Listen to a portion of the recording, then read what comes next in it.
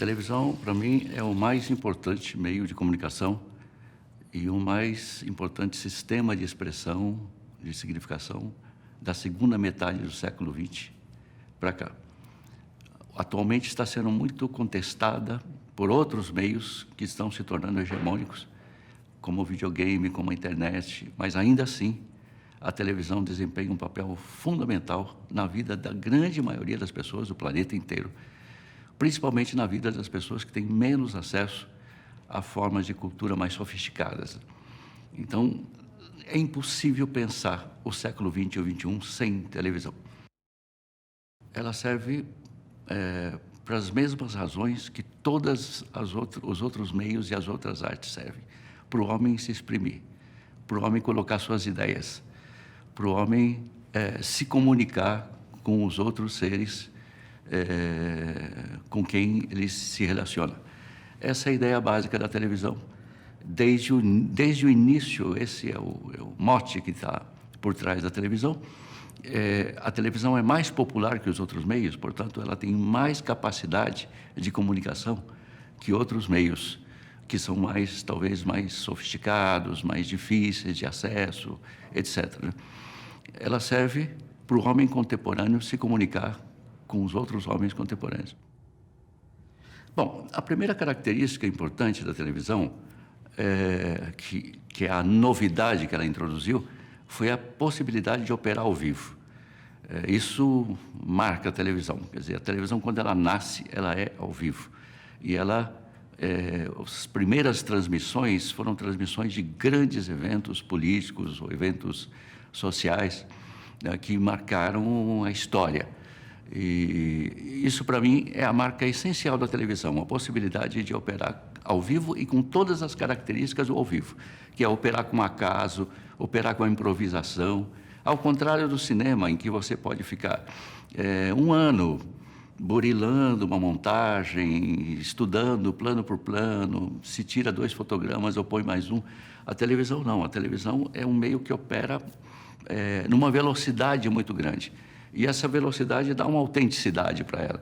Dá uma autenticidade. Ela é verdadeira nesse sentido. Não dá para ficar experimentando um corte, não dá para ficar estudando uma montagem para ver o que o público pode pensar a respeito. Não.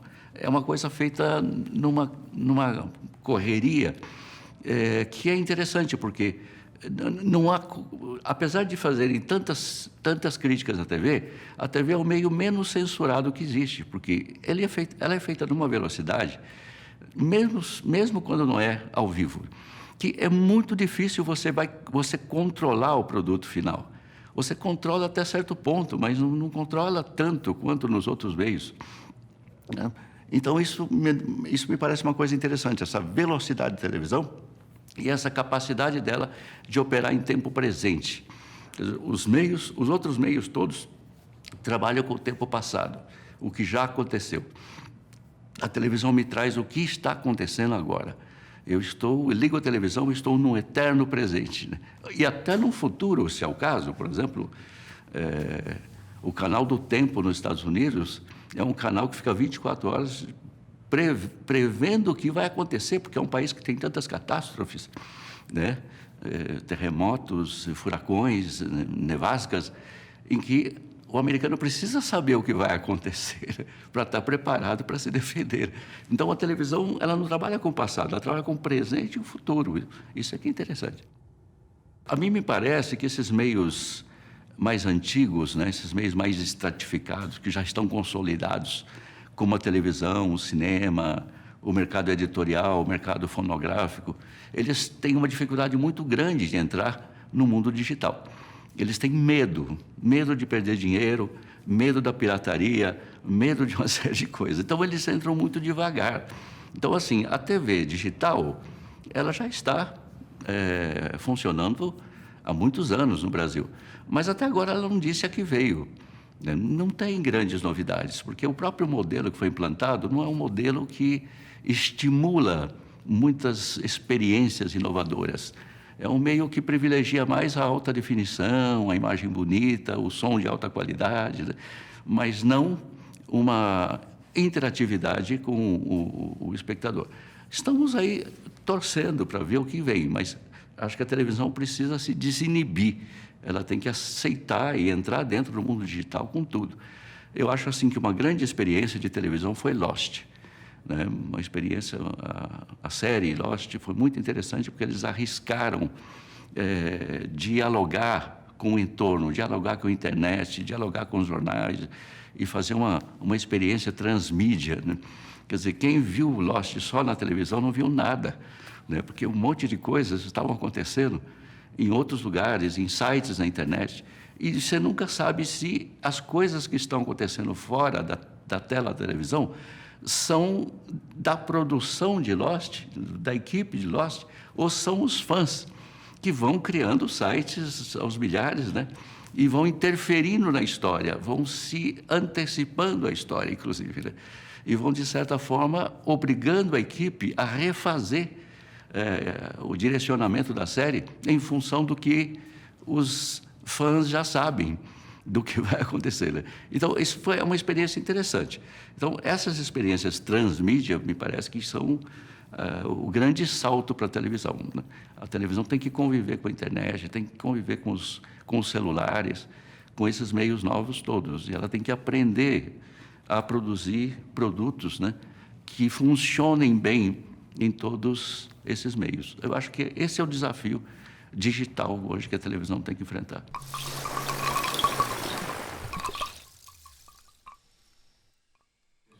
Bom, tem um livro muito interessante, que é um best-seller até hoje, que é o livro do Henry Jenkins, chamado A Cultura da Convergência, em que ele analisa a televisão que está sendo feita agora e, principalmente, essa questão da convergência da televisão com os outros meios todos, né? Que para ele é a televisão do futuro.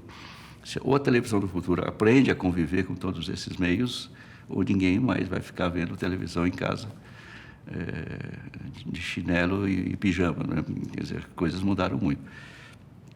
E esse livro é interessante que ele analisa vários programas, como Survival, aquele reality show, e uma série de outros aí que não estou me recordando agora, em que ele acha que esses programas estão apontando para uma coisa que está sendo buscada, experimentada, por enquanto, pela televisão de uma forma muito tímida. Ele próprio reconhece que a televisão podia ser mais ousada nessa direção, né?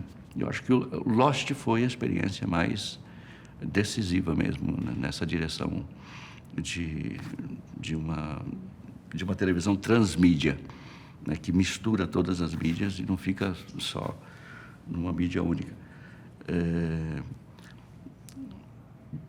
De qualquer maneira, eu acho que tem um movimento em duas direções em questão de futuro, né? Existe a televisão mesmo, que é essa televisão que a gente vê em casa, a Globo, SBT, ela tem que tomar decisões sobre como vai conviver com tudo isso que está acontecendo ao redor. Mas também tem uma outra coisa que me parece mais interessante ainda, essa sim é onde eu aposto, que é a televisão que nasce dentro da internet.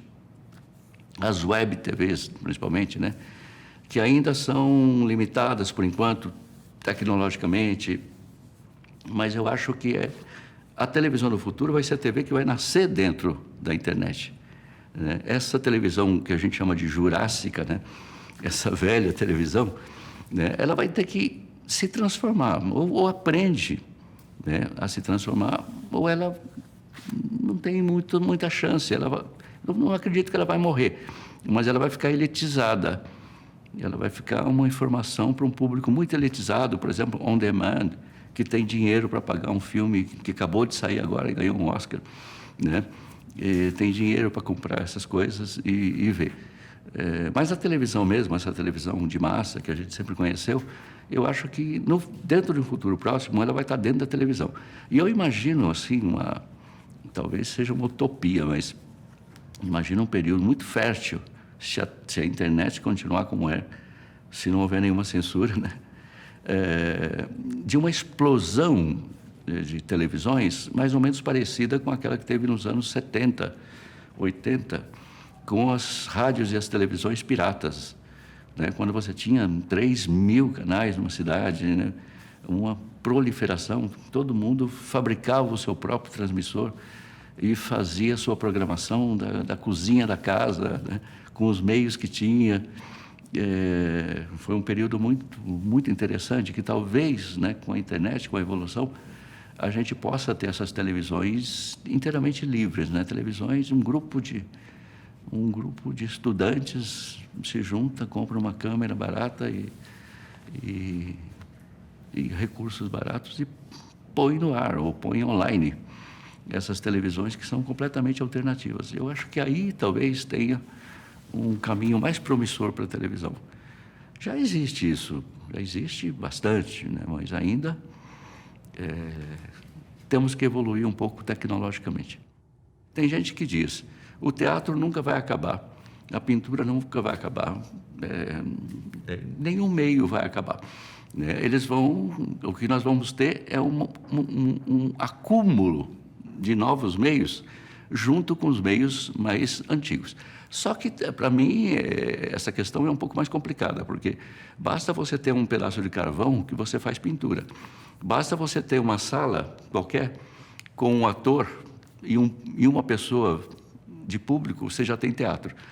Agora, para fazer cinema, para fazer televisão, você precisa de equipamentos sofisticados, tecnologia.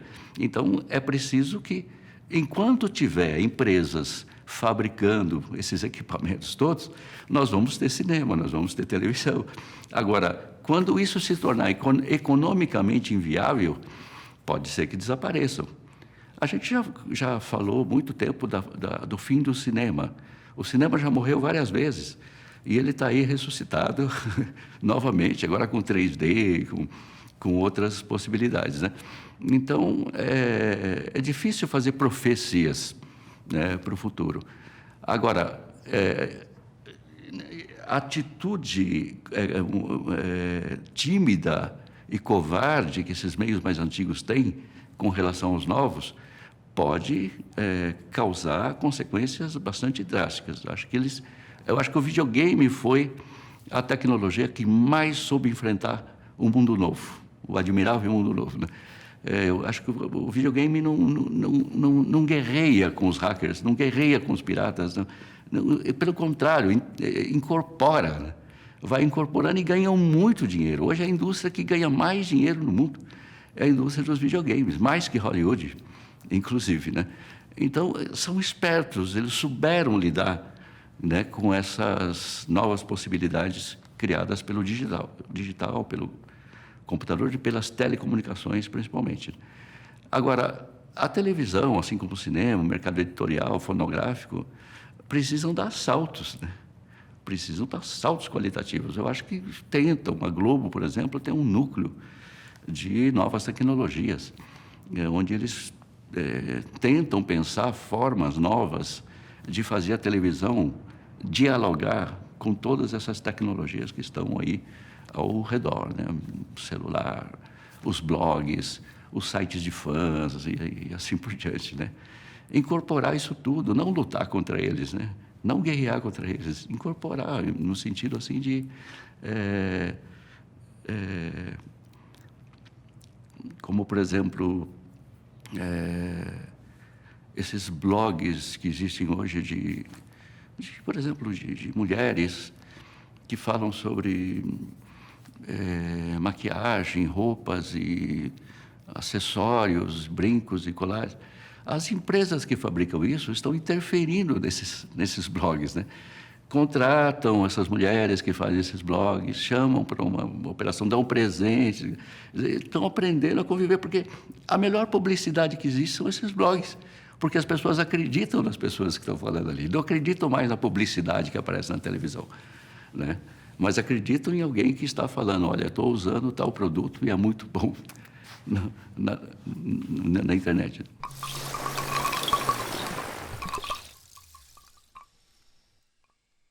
Acho que nada está com os dias contados, né? A gente sempre faz o prognóstico da morte de um monte de meios que acabam não morrendo. Assim como já profetizaram o fim do livro, Mas o livro continua, e acho que ele vai continuar, o livro mesmo, impresso. Acho que o cinema vai continuar e a televisão vai continuar. Mas vão se tornar meios mais nobres, é como o teatro, é como a ópera, né? Que eram meios muito populares, extremamente populares, né? O cinema foi a televisão da primeira metade do século XX, né? E a ópera foi o cinema, né, do século XIX. No entanto, bom, todos sobrevivem, mas vão sendo sofisticados, vão virando produtos mais de luxo, enquanto que os produtos populares vão se tornando outras coisas. Eu acho que nada morre, mas há uma mudança de público. Hoje, o cinema, por exemplo, ele é tão caro, né? O ingresso é tão caro, é tão difícil ir ao cinema, difícil, inclusive, em termos de tráfego, em termos de estacionamento, né? Que virou aquilo que o teatro já tinha virado antes, né? Então, a televisão ocupou o espaço do cinema. E agora a internet está ocupando o espaço da televisão também.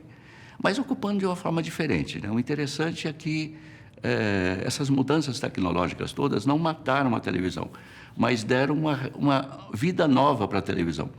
Quer dizer, você não precisa mais hoje estar parado na frente de uma tela de televisão, acompanhando aquela grade de programação fixa que um grupo de pessoas decide que de manhã tem que ser para criança, que de tarde tem que ser para senhoras e à noite é para o público maduro. Não, você a qualquer momento, né? Se você levanta às 3 da manhã, às 5 da manhã, você pode fazer a sua própria programação. Você tem hoje um monte de material que você pode baixar na internet, você tem DVD, as antigas fitas de VHS. O interessante para mim é isso. Eu vejo televisão de uma forma diferenciada. Eu vou buscar aquilo que me interessa. Eu não fico ligando televisão e zapeando para ver se tem alguma coisa interessante. Eu não tenho tempo para isso, né? É muito raro você conseguir encontrar. Então, é melhor você se informar, você ler, você estar em contato com pessoas que pesquisam nessa área e buscar a informação direta, como é no cinema, como é na literatura, né? Você não vai perder tempo lendo um livro que você nunca ouviu falar na vida. Vai direto ao Guimarães Rosa, né? Entende? Assim é a televisão também. Convivendo com a televisão, eu levei muito tempo para entrar na televisão. Como todo intelectual, acadêmico, a gente sempre teve uma resistência à televisão. Mas aos poucos eu fui entrando, e fui descobrindo que o repertório de trabalhos criativos, inteligentes, né, é muito grande na televisão. E é uma pena que se fala tão pouco deles, né, porque a gente não discute tanto eles. Então, é mais interessante ir em busca desses materiais, e aí você criar a sua própria programação. E não só criar a programação, você escrever sobre eles, né? Divulgar esses trabalhos, né? Porque, para mim, a questão principal da televisão é mostrar que ela não é burra. Ela não é burra, ela tem muita inteligência ao longo da história. E desde os anos 50, não é uma questão recente, não. Desde os anos 50, a televisão tem muita coisa inteligente.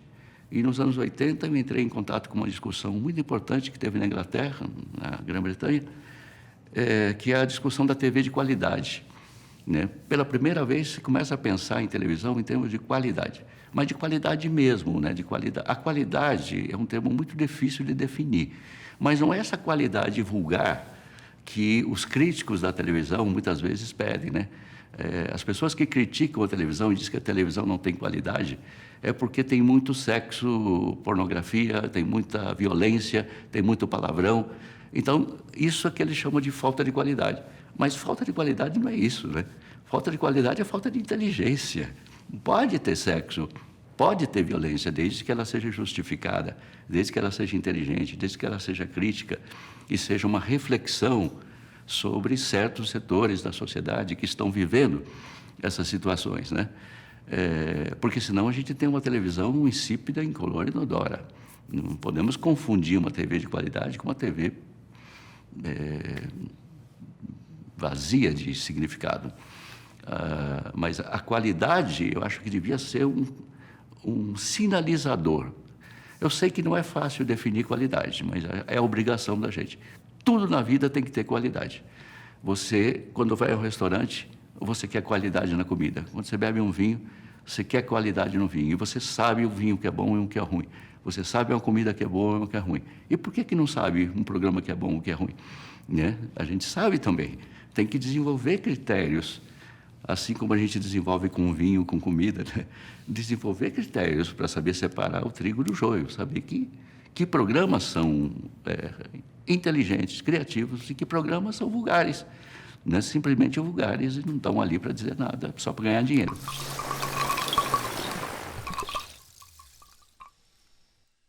O on-demand é uma parte dessa característica da televisão de deixar que o espectador faça a sua própria grade de programação. Mas não só ela, não só isso. A gente tem que considerar também que hoje você tem uma oferta de programas de televisão no mercado em forma de DVD, em VHS, em forma de Laserdisc, programas que estão nos sites que podem ser baixados. Então, você tem uma quantidade tão grande de programas que eu não sei por que a gente precisa perder tempo zapeando a televisão se você já pode decidir o que você vai ver. Se você está com tempo livre à noite, o que você vai ver? E a TV digital, ela tem essa característica também, que até agora não está sendo usada. A TV digital não precisa ter grade de programação. Né? Os programas podem estar disponíveis. A TV digital é como um banco de dados na internet. Você vai lá e pega o que você quer, escolhe o que você está interessado. Então, isso deveria ser a TV digital. Não tem mais programa das 8, programa das 9, programa das 10. Você pode ver qualquer programa em qualquer horário, né? Então, você monta a sua grade. Você entra na Globo e vê o que a Globo está oferecendo. Você fala, me interessa isso, isso e isso. Então, não importa se você está às 5 horas da tarde ou às 3 horas da madrugada, né? Você monta o seu programa. Isso é uma característica interessante do digital que ainda não está sendo explorada. Se você vai em busca só do que você quer, você nunca vai ver uma coisa que você não sabe, né? É como assim, por exemplo, um jornal. O jornal traz todas as notícias e tudo, esportes, e, enfim, política e tal. Só que, numa via digital, um jornal digital, você pode escolher, não, eu só quero ver notícias políticas, eu só quero ver isso.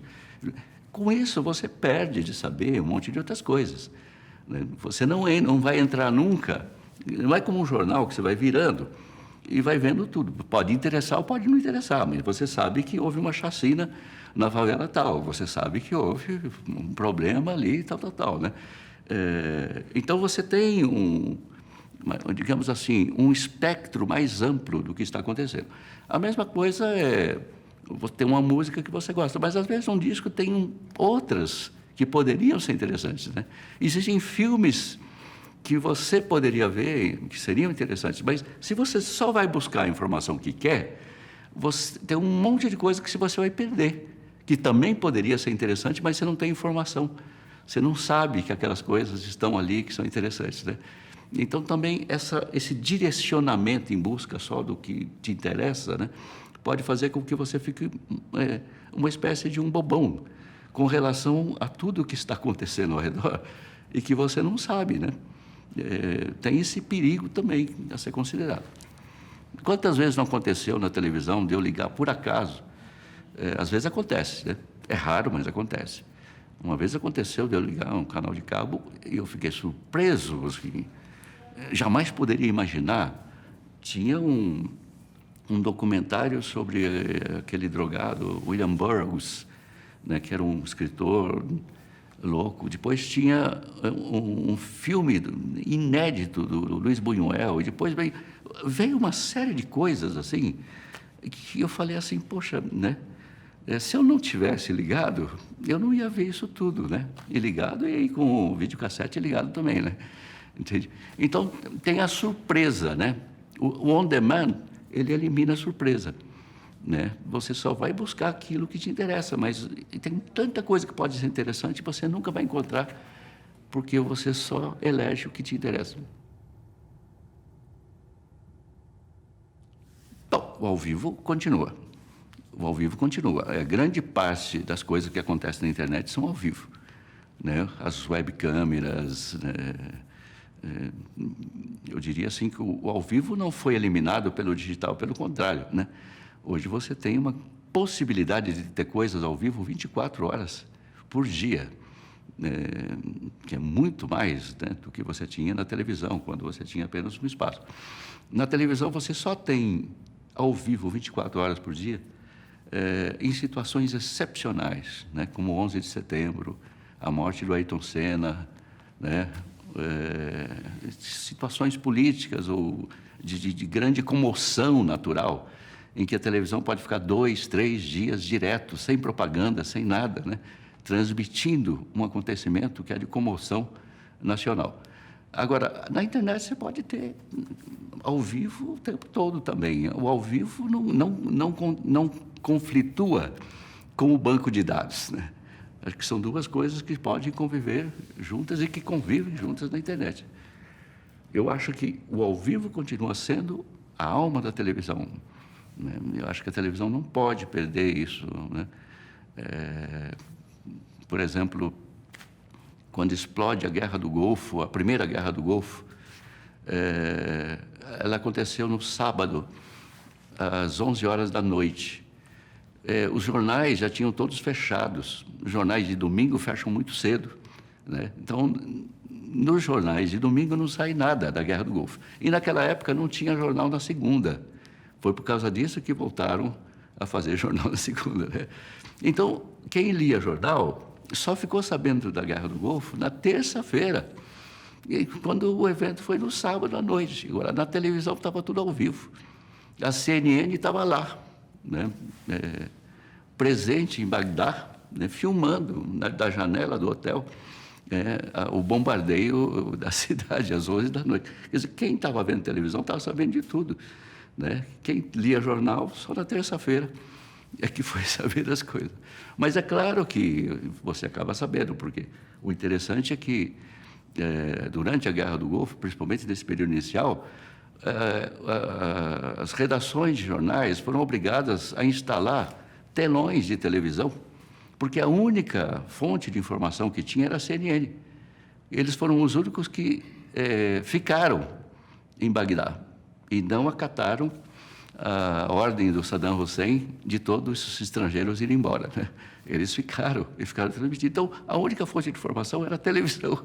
Então, as redações de jornais não tinham outro jeito, a não ser ficar vendo televisão ao vivo para poder preparar suas matérias, né?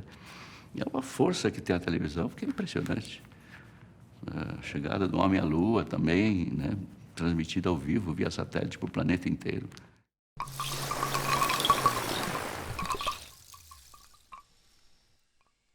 Mas isso é uma tendência de todo o mercado, porque se você vê a internet também, ela vai funcionar dessa maneira. E não só a internet, como todos os dispositivos tecnológicos, como o iPad, onde você baixa músicas. E é tudo on demand, na verdade, porque você baixa e paga pelo que você baixou, né? E a mesma coisa na internet. Eu acho que a possibilidade de comércio na internet, depois que resolver esse dilema entre a pirataria e a liberdade de postar o que quiser na internet e a possibilidade de ganhar dinheiro também, porque, afinal de contas, esse é um desafio, né? Porque as pessoas que vão para a internet vão se dedicar a isso, vão viver disso e precisam ganhar o pão para os seus filhos, né? Então, quando isso for decidido, eu acho que vai ser mais ou menos assim. Eu acho que vai ser tudo on demand, como já é, de certa forma. Hoje, a Amazon, o maior acervo de livros da Amazon está para ser baixado. Você baixa um livro, é uma coisa impressionante. Eu preciso de um livro, de repente, eu vou lá, em 5 segundos, eu baixo o livro, não tem que esperar o correio, né? Não tem que esperar uma semana, pagar uma fortuna para que venha via expresso, né? Eu baixo em 5 segundos e pago 30% a 35% a menos o preço, porque não tem nada impresso. Eu que vou imprimir, na verdade, se eu quiser imprimir, eu vou pagar o meu dinheiro. Então, acho que tudo tende a ser on demand dentro de um tempo mais recente. Você vai ter um acervo de filmes, de músicas, de livros, na internet, na televisão também, e você baixa e vê e paga que você consumiu, né? Eu acho muito interessante, porque a gente fica acumulando coisas nas estantes, né? Que nunca mais vai ler, que nunca mais vai ver. Você comprou um vídeo que viu uma vez, fica lá. Quando que eu vou voltar a ver esse vídeo? Então, é melhor que você saber que lá na televisão tem um acervo. E se você precisar ver de novo, você vai lá e, né, baixa e vê.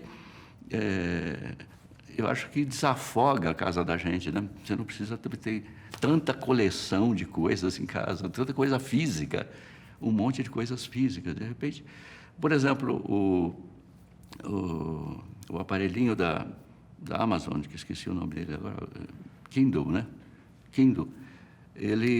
Você baixa os livros que você quiser, mas você não precisa acumulá-los na memória. Você pode apagar depois de ler, mas existe lá uma informação no site da Amazon que você comprou aquele livro e que ele é seu. Então, você não precisa ficar acumulando livros na memória. Você, quando quiser de novo, manda ele vir, aí você não paga mais nada, porque você já pagou, né? Já tem informação, né? Então, eu acho que nós estamos desenvolvendo uma ideia de mercado um pouco diferente e muito mais racional até. Muito mais racional, porque às vezes você compra um disco porque tem uma música que você gosta e você joga fora as outras todas. Agora não, agora você baixa só a música que você gosta e outras que você gosta e faz o seu CD. O seu CD com aquilo que te interessa. Eu acho que novas formas virão.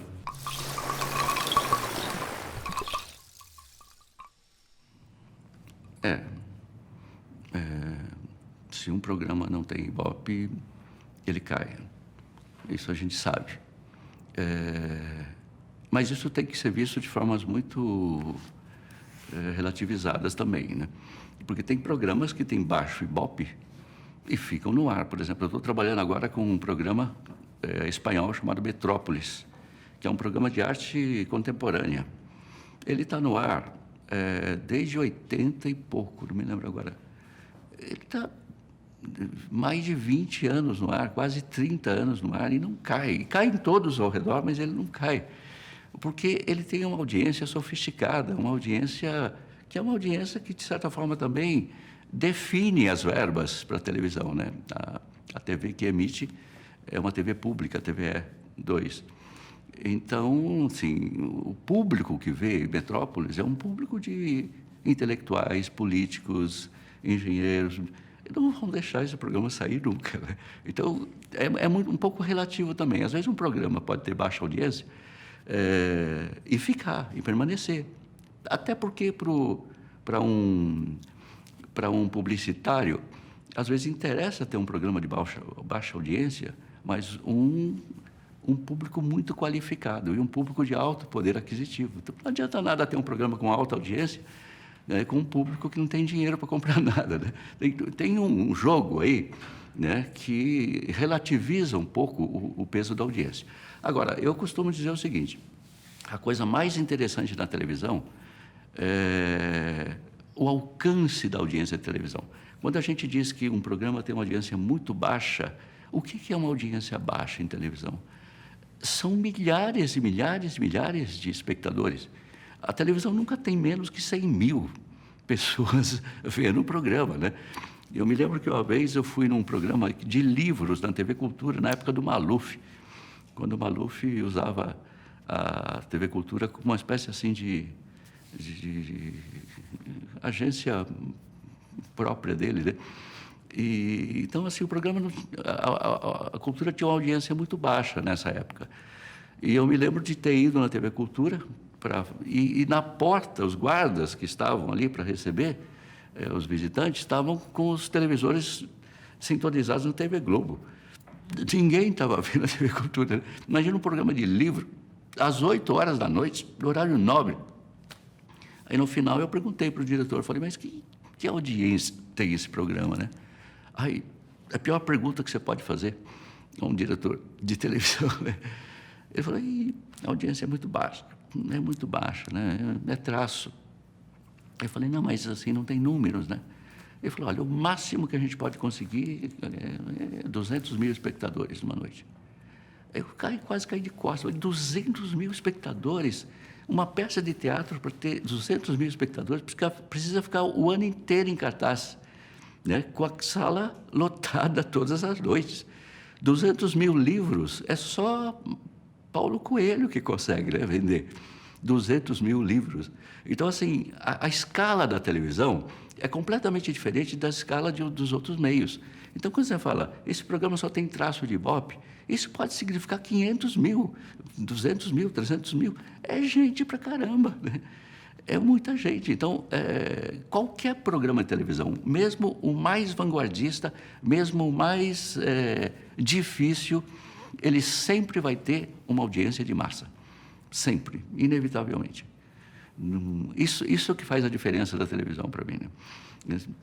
Você pode pôr Samuel Beckett na televisão, vai ter no mínimo 100 mil pessoas vendo Samuel Beckett na televisão, né? Que coisa extraordinária, né?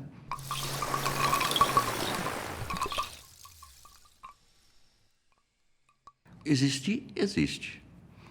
Mas também isso não pode ser interpretado de uma forma simplista. Eu não sei, não me recordo agora qual é o autor que construiu a imagem de um triângulo, onde ele faz justamente essa oposição entre qualidade e amplitude do filme, né? Então, assim, quanto mais a informação é original, quanto mais criativo o trabalho, ele está lá no topo. Então, assim, em termos de criatividade, originalidade, né? Embaixo é originalidade 0, em cima, originalidade 100. Agora, a base, digamos assim, na horizontal, nós temos a quantidade de público que tem acesso a esses trabalhos. Quer dizer, quanto mais na ponta você está naquele vértice, né, mínimo do triângulo. Então, tem menos público. E quanto mais a informação é 0, tende para o 0, maior é a camada de público que você tem. Então, existe essa, digamos, essa lógica de funcionamento do mercado. Mas, o que muitas pessoas não percebem é que tem uma dinâmica dentro desse triângulo. Ele não é estático, ele tem uma lógica de funcionamento. Quer dizer, aquela informação extremamente original, né, que só meia dúzia de pessoas tiveram acesso, né, ela vai ser passada para frente, porque essa meia dúzia são pessoas que também fazem, ou são formadores de opinião. Então, eles vão passar essa informação para baixo, né? Essa outra camada que vem embaixo também são formadores de opinião e vão fazer críticas positivas nos jornais e vão, enfim, né, escrever livros a respeito. E então, o que acontece? Aquela coisa que era extremamente dura, muito original demais, muito difícil das pessoas assimilarem, um dia vai chegar lá embaixo, porque ela vai sendo passada por outros, né? Porque quem é que vê essa coisa mais, a informação mais sofisticada? São também pessoas que fazem, são realizadores também, são realizadores ou são formadores de opinião, e eles vão, com isso, eles vão absorvendo essas novidades e vão passando para frente. E, de repente, você começa a ver nas telenovelas da Globo coisas que na época da Nouvelle Vague, eram coisas assim absolutamente absurdas, né? Como um personagem virar para o público e conversar com o público, né? O Jean-Paul Belmondo, junto com a Ana Karina, no carro, e a mulher fala uma coisa, ele vira e fala assim: vocês estão vendo como são as mulheres? Ela fala: mas você está falando com quem? Eu estou falando com o público que está assistindo o filme. Então, são coisas assim que são absurdas nos anos 60, mas, de repente, tem na novela. De repente, na novela, um quadro fala com o personagem, né? E todo mundo acha isso normal, né? Então, vai havendo uma evolução. Por mais que você diga que uma obra muito avançada demais tenha um público muito pequeno, em algum momento, essa ousadia dessa obra vai estar também lá nas obras de massa que as outras pessoas estarão vendo.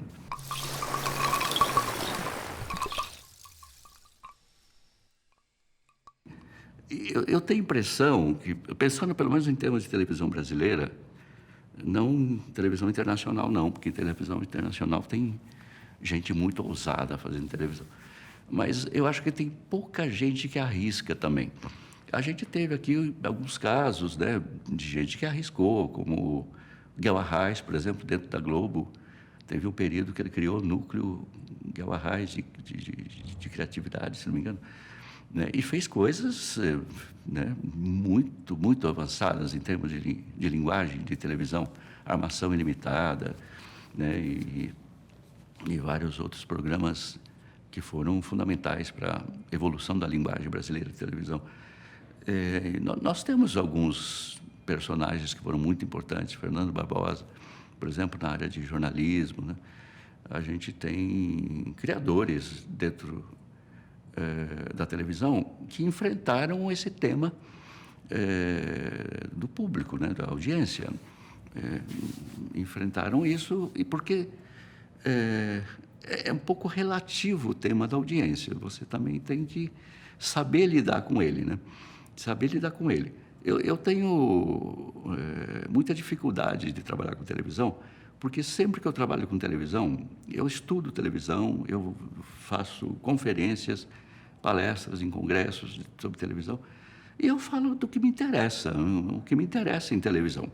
Pouco importa o Ibope se é lá em cima ou é lá embaixo, né? Para mim, assim, olha o que tem na televisão, olha o que as pessoas veem na televisão, isso que me interessa.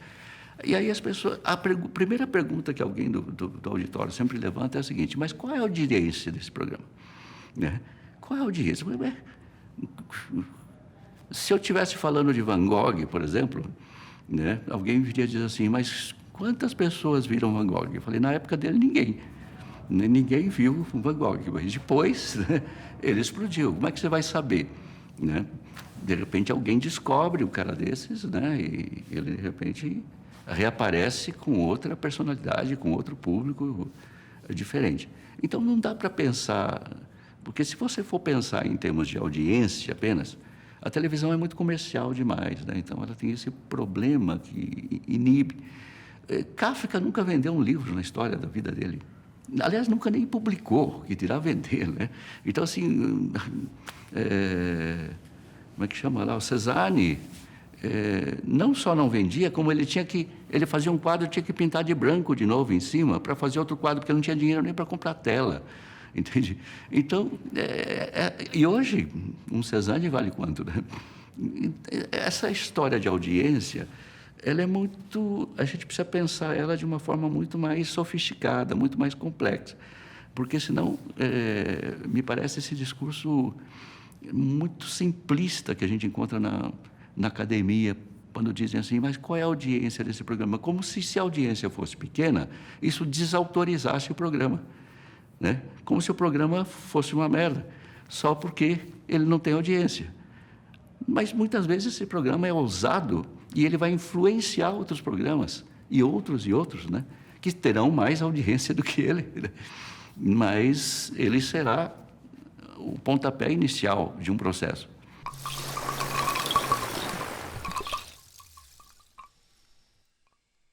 Bom, eu pessoalmente sou contra qualquer tipo de controle. Acho que o controle ele é resultado de um embate social. O controle governamental, ele é sempre, na maioria das vezes, ele é moralista. Até pouco tempo existia um órgão, não me recordo o nome agora, no governo, que recebia denúncias, né, de qualquer pessoa poderia denunciar programas de televisão que explorassem violência, sexo, palavrão. Quer dizer, na verdade não era isso. Esse programa do governo, ele estava aberto a qualquer um que quisesse denunciar. Como é que se chamava? Tinha um nome até que era quem promove a baixaria, acho que era uma coisa assim, né? Como se fosse assim: não compre de quem promove a baixaria. Era como se fosse assim: empresas que financiam a baixaria através de publicidade não compram os produtos deles, né? Então, e as pessoas faziam as suas denúncias. Mas a maioria das denúncias eram denúncias assim, de moralismo, não eram denúncias de falta de qualidade, de inteligência, de pesquisa, não eram denúncias num estágio mais superior. Eu nunca vi assim nenhum órgão de censura ou órgão de regulamentação do governo que fizesse uma regulamentação em termos de inteligência, né, de criatividade. É sempre em termos moralistas, sempre é muito sexo demais, é muita violência demais. Então, fica um pouco num nível muito baixo de argumentação, né? A censura sempre foi assim, né? Isso não pode entrar, porque isso é feio, isso não pode entrar. Mas não tem uma censura inteligente, uma censura, não, isso é burro demais, isso é falso, né? Isso não foi verdade, vocês não têm pesquisa, né? Vocês estão enganando o povo com uma informação que não é verdadeira, né? Alguma coisa dessa natureza. Isso sim, né? Que seria mais interessante. Mas eu acho que países que não têm censura e que não têm regulamentação, nesses países você tem uma televisão mais interessante, porque é a própria população que faz o controle. Se você não gosta do programa, desligue a televisão, mude de canal, vai ver coisas melhores, né? Eu acho que o que falta é discussão, isso sim. A televisão é mal discutida, ao contrário dos outros meios todos, como cinema, literatura, né? É muito mal discutida, ninguém discute televisão, as pessoas só veem televisão.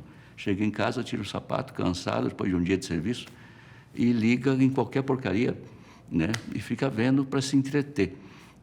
Acho que a gente não leva a televisão a sério, né?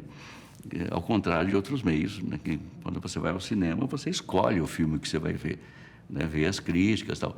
A televisão, não.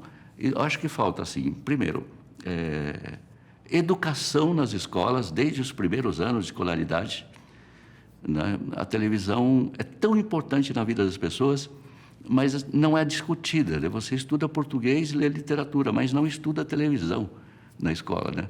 Você não vê criticamente a televisão, né? Você não trabalha com televisão, inclusive produzindo até, porque uma boa maneira de aprender é também produzindo, é fazendo, né? Nós não temos crítica de televisão, nunca tivemos, né? Raramente, Gabriel Prioli, um certo período, e alguns outros, mas assim, menos de um ano. A gente não tem uma sistemática de crítica de televisão nos jornais, onde aquilo que está passando nas TVs sejam pensadas, discutidas, criticadas, né? Nós não temos uma revista sequer de televisão, uma revista que acompanhe a programação, né? Que esteja ali discutindo com críticos especializados, né? Onde as pessoas possam ter melhor referencial sobre a televisão. Então, acho que falta pensamento. A própria universidade é só agora que ela acorda para a televisão, né? Começa a pensar a televisão, ainda de uma forma tímida. Então, acho que falta pensamento sobre a televisão, porque se tivesse pensamento, teria massa crítica, né? E essa massa crítica atuaria sobre a programação da televisão.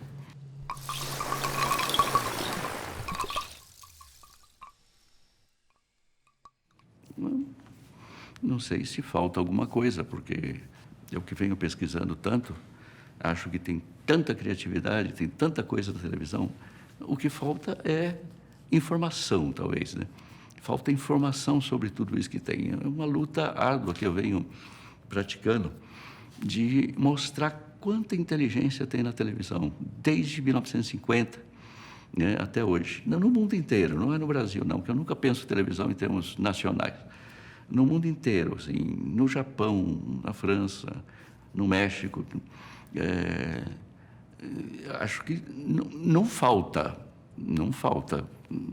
Eu acho que, como em qualquer outro meio, a televisão tem muita inteligência, né? Tem muita produção de alta qualidade. Agora, tem menos informação, circula menos isso. Tem menos livros publicados a respeito dessas experiências, né?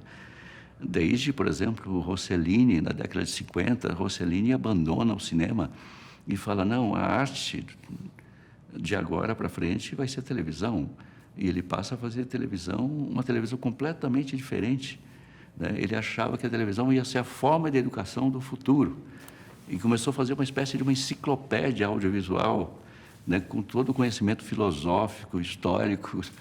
E o pessoal de cinema diz que ele enlouqueceu, mas eu acho que não, acho que ele sacou, né, o que era a televisão e o que se poderia fazer ali. Fez quase 2 dúzias de filmes interessantíssimos, né, nesse período, feitos especificamente para televisão, com enquadramento de televisão, com iluminação de televisão, e que não são adequados para cinema.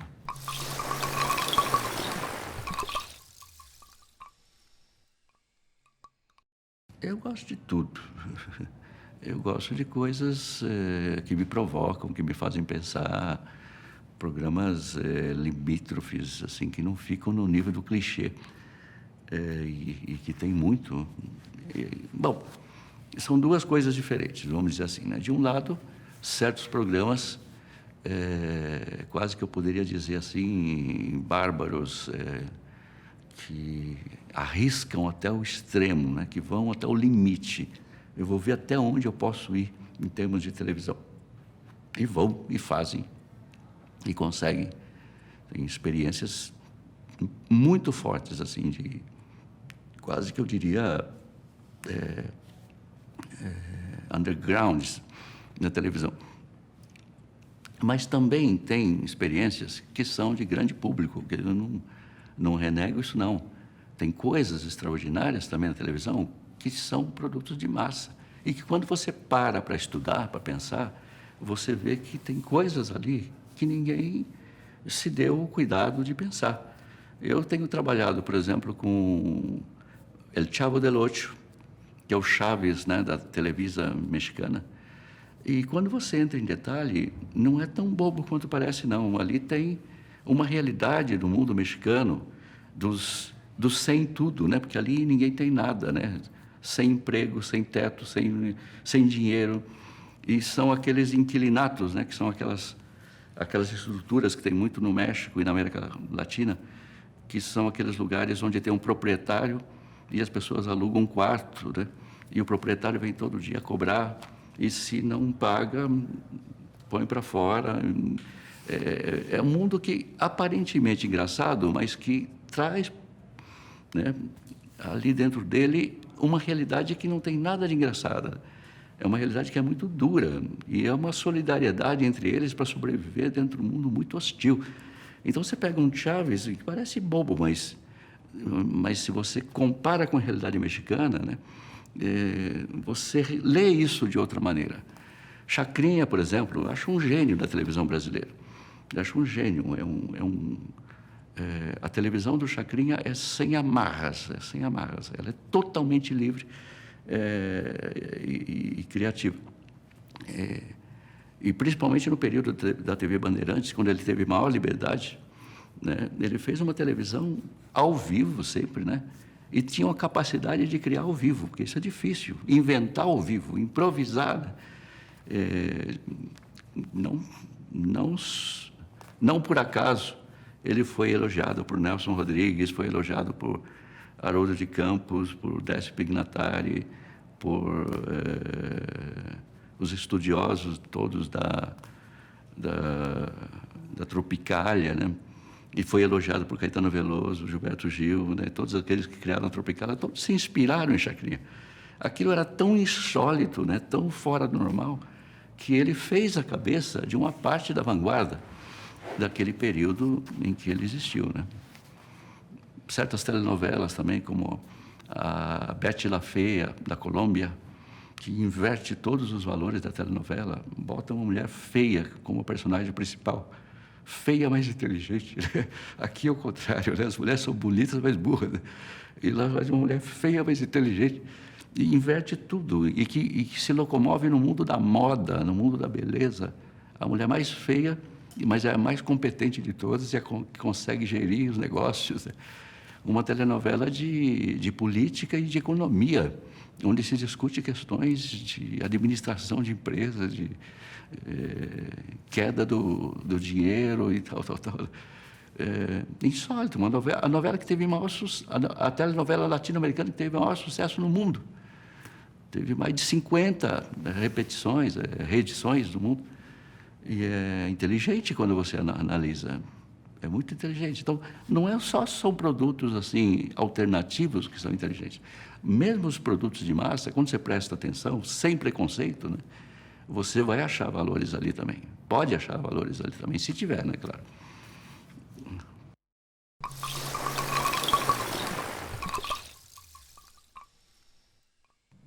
Eu sou contra a noção de televisão educativa. Por que a televisão tem que ser educativa? A gente não fala em literatura educativa, a gente não fala em cinema educativo, a gente não fala em música educativa. Por que a televisão tem que ter essa obrigação? E depois, a televisão educativa é ruim. Em geral, é ruim. Eu me lembro que vários alunos meus trabalharam com TV educativa, porque é um tema, né? É um tema bastante que interessa muita gente. É uma dificuldade fazer televisão educativa. Por exemplo, o pessoal da TV Cultura, que fez o Castelo Rá-Tim-Bum, né? o Carl Hamburger, o Fernando Meirelles, eles tinham dificuldade porque você tem que lidar com professores, que são assessores, e tudo é proibido. Não, isso não pode, isso não pode. Então, esses assessores matam a criatividade, porque eles pensam que estão na sala de aula, né? E pensam como se estivesse dando uma aula. E a educação, de uma forma geral, no Brasil, não sei se no mundo inteiro, é muito atrasada, né? É muito atrasada a educação, com relação a tudo o que está acontecendo ao redor. E quando você põe uma televisão com pedagogos por trás, não funciona. Eu acho que a televisão educa. Tudo educa, na verdade, né?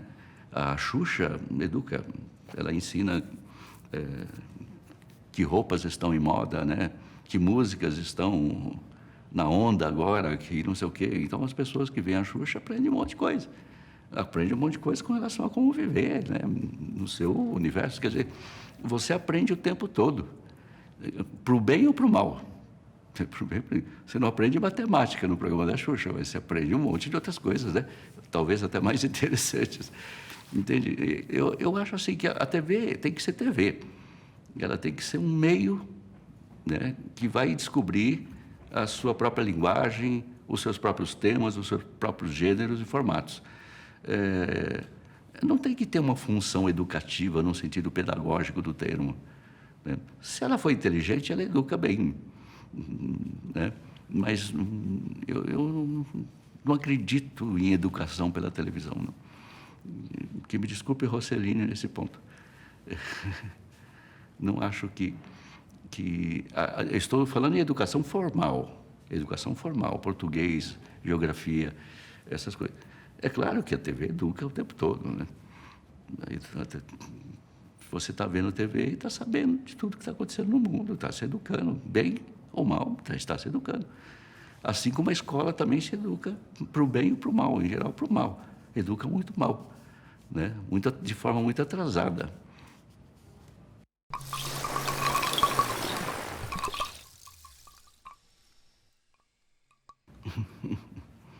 Eu nunca pensei nisso, não.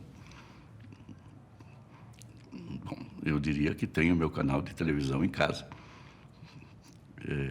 Eu tenho uma videoteca de milhares e milhares e milhares de DVDs e de programas gravados de todos os tempos. Trabalho com isso. Vou atrás do Museu do Broadcasting em Nova York, vou atrás do INA na França para buscar materiais. Os alunos ajudam bastante também, porque trabalham muito com televisão e sempre me trazem materiais. Então, eu tenho um canal de televisão. E se eu tivesse a possibilidade de ter um canal de televisão, eu já teria aí um acervo gigantesco, né, de possibilidades de colocação de coisa no ar. Claro que tem problemas de direitos autorais e várias coisas que complicariam um pouco. Mas eu pensaria num canal, eu pensaria que, assim como tem em alguns países, a gente precisa ter também no Brasil um canal qualitativo. A TV Cultura e a TV Educativa não conseguem ser isso, porque ficam a meio do caminho entre uma TV cultural e uma TV educativa. E também não tem dinheiro, que é pior ainda. Mas eu acho que a gente precisaria ter um canal, seja público ou privado, não sei, ou misto, que trabalhasse o gosto do público. Você precisa ter referenciais. Se você não tem referenciais, você nunca vai saber o que é uma boa TV, o que é uma má TV. A gente precisaria ter uma boa TV para que as pessoas também pudessem saber que também tem outro jeito de fazer TV, tem outras possibilidades. Essa foi a briga que eu tive lá no curso de rádio e televisão, quando eu trabalhei lá, porque as pessoas que ensinavam televisão, a televisão era ensinada sem nenhuma referência. Não tinha, as pessoas ficavam vendo varejão, ficavam vendo porcarias e ficavam fazendo porcarias também.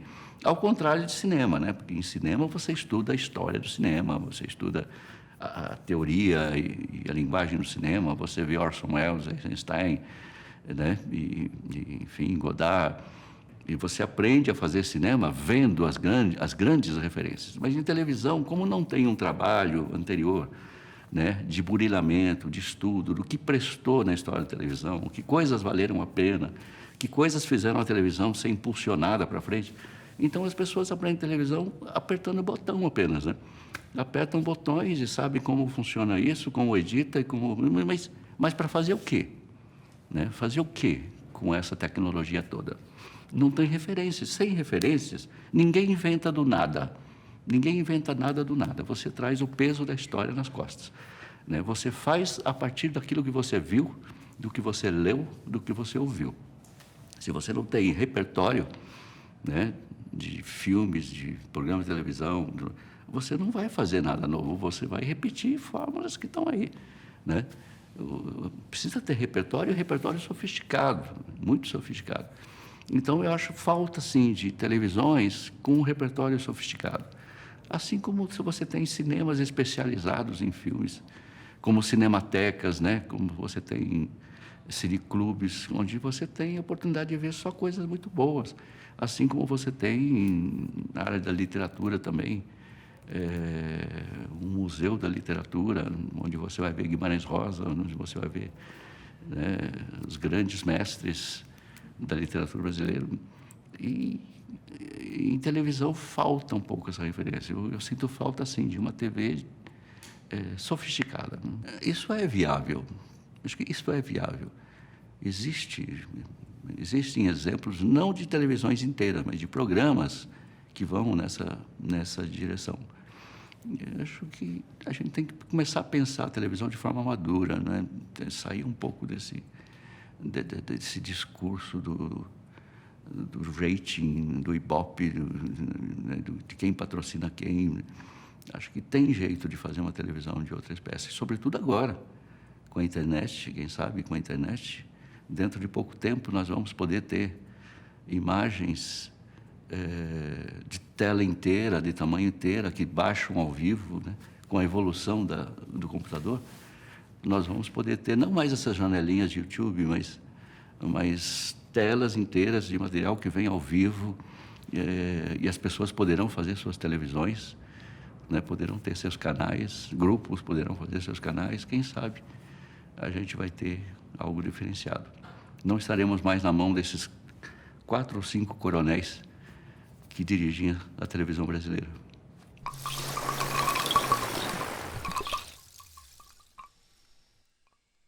Ainda existe muitos intelectuais que têm preconceitos contra a televisão. Mas isso caiu bastante também, né? Eu tenho que considerar que quando eu comecei a estudar televisão, era quase que uma afronta.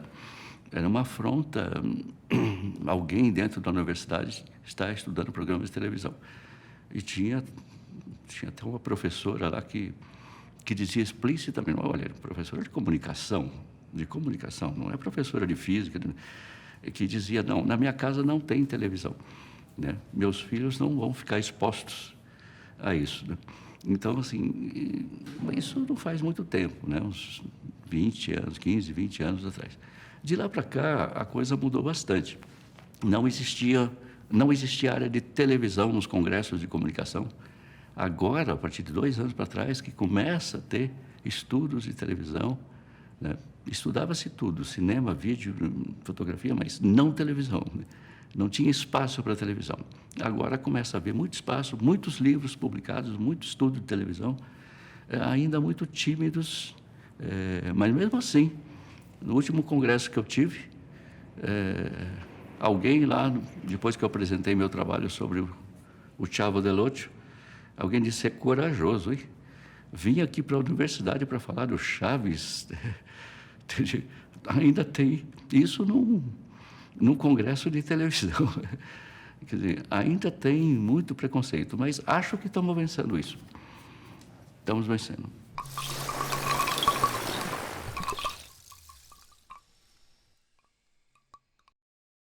Existem tantos que fica difícil de dizer, né?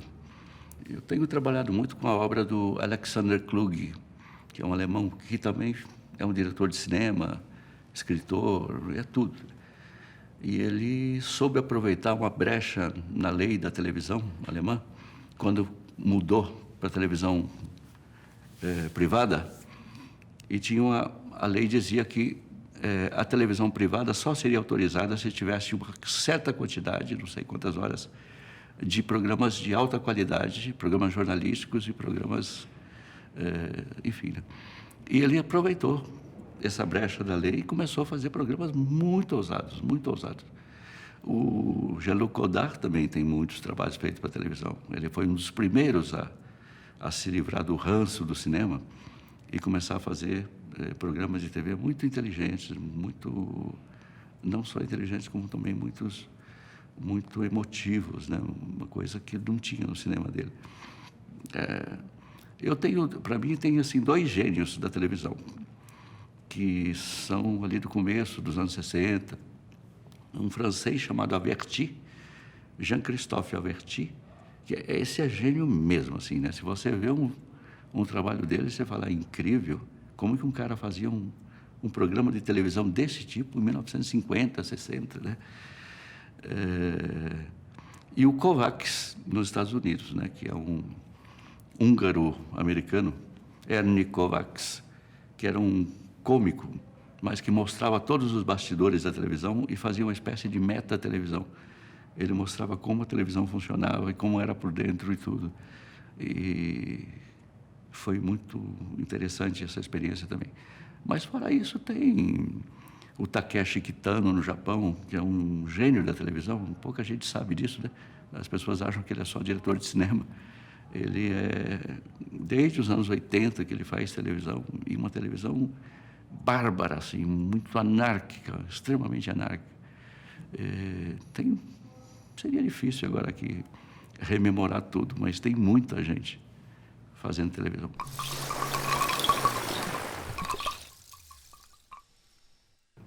Eu acho que o reality show é um dos gêneros mais antigos da história da televisão. Ele tem tudo a ver com televisão, com linguagem de televisão, tanto assim que ele é um gênero que é impossível de pensar em qualquer outro meio, né? Ele é pura televisão, né? Mas desde os anos 50, começo dos anos 50, que nós já temos esses programas que misturam um pouco a estrutura do reality show com aquilo que não tem um nome. Nos Estados Unidos se chama home video, mas aqui a gente chama de pegadinha. Essas matérias que são pegas, né, que você filma na rua, sejam verdadeiras ou sejam falsas, isso tudo existe, né, desde o começo dos anos 50 na televisão.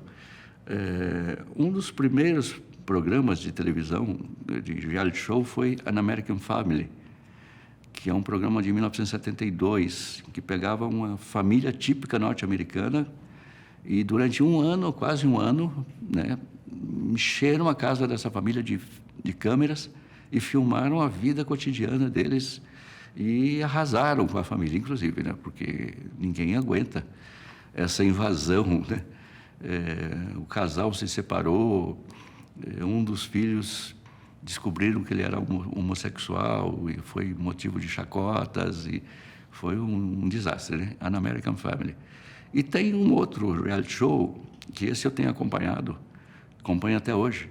Ele começou em 64 e está até hoje no ar, que se chama The Up Series, americano, em que o diretor, o Michael Apted, Ele acompanha um grupo de crianças de 6 anos, 7 anos, em 64. E, de tempos em tempos, revisita esses meninos, eram 13 ou 14 meninos, que agora já são tudo homens beirando os 60 anos de idade, né? Então, assim, é um reality show que dura a vida inteira, vai acompanhando a evolução dessas pessoas durante a vida. É um outro tipo de reality show, né? Aqui, atualmente, quando a gente fala de reality show, é mais uma coisa mais próxima do show mesmo. É mais show do que espetáculo. Por isso que tem alguns autores que fazem uma distinção entre reality show e reality TV, né? Porque reality TV é uma coisa que vem de longa data e que é uma televisão que acompanha a realidade, né? Acompanha a realidade, como The Up Series, por exemplo, né? Enquanto esses reality shows atuais, a gente não sabe bem até que ponto as coisas são reality e até que ponto elas são shows, né? Até que ponto elas são roteirizadas e as pessoas decoram seus papéis. Já está muito mais próximo da ficção do que era antes, no começo da história mesmo da reality TV. Mas é um gênero interessante. É um gênero interessante. Assim, em termos de televisão, tem muito a dizer sobre a natureza da TV.